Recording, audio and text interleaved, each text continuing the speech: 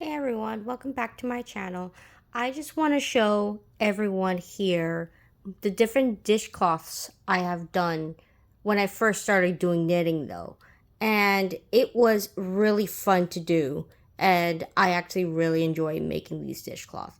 So the first one that I actually want to show you was the first one, and it's this big one here.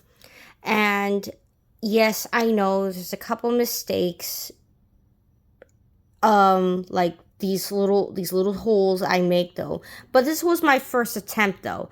I'm probably gonna redo this one more time to make it more better looking though, because this was originally a gift from my mom, and I actually noticed a lot of mistakes, but I'm like, I really do not want to give this to my mom.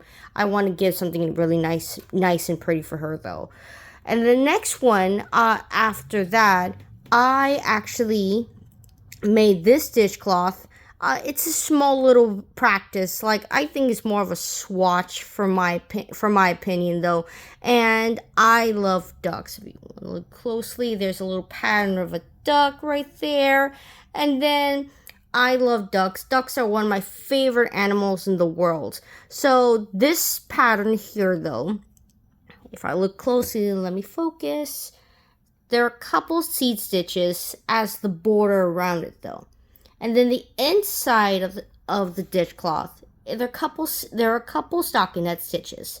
And then the patterns of the duck, they're all purl stitches. So it makes the image of the duck.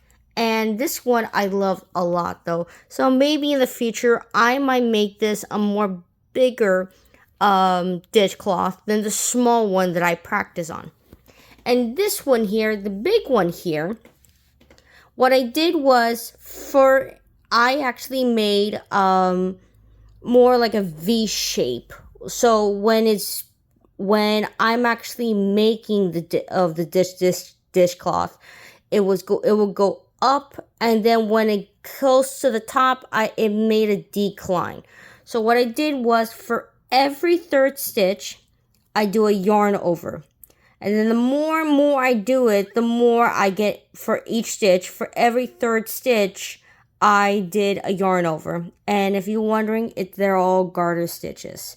So at the very end, not only I did a yarn over, because not only need to make the holes as well, but I also did a knit two together, so it can make more of a decline look. So it makes it more into a square. So it makes it more easier to do in a triangle shape than a more triangle shape, and then instead of doing a normal straight based technique.